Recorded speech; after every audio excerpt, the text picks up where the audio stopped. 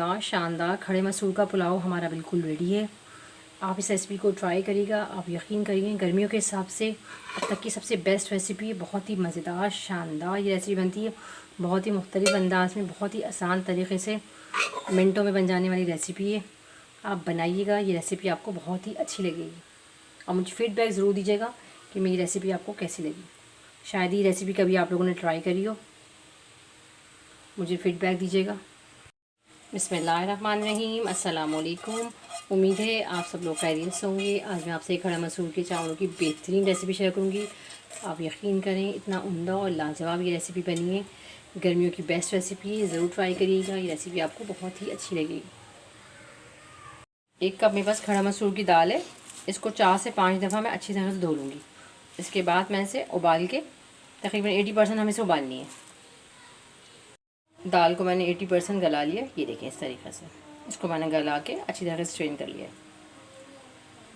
20% हम इसको चावलों के साथ करेंगे। 2 गिलास मेरे पास चावल को मैंने अच्छी तरीके से धोने के बाद इसको मैंने भिगो दिया था। चावलों को भी हम बॉईल कर लेंगे। चावल का पानी मैंने बॉईल करने रख दिया है।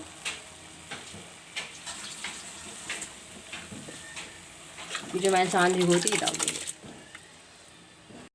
3 चमचे भर के हम इसमें नमक डालेंगे।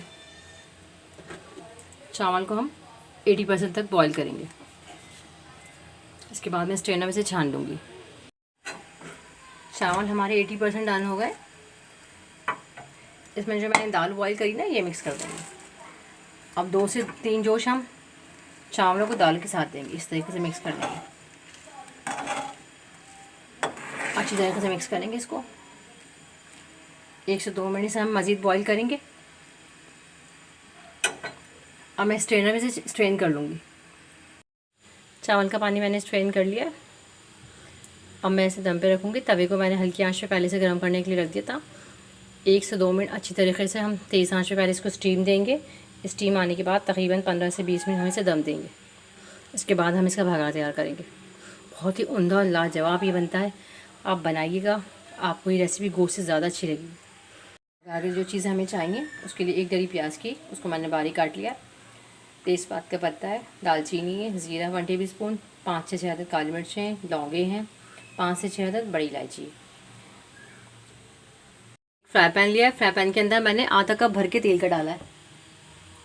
ये मेरे पास दरमियानी साइज़ के प्याज है, इसको हम फ्राई करेंगे।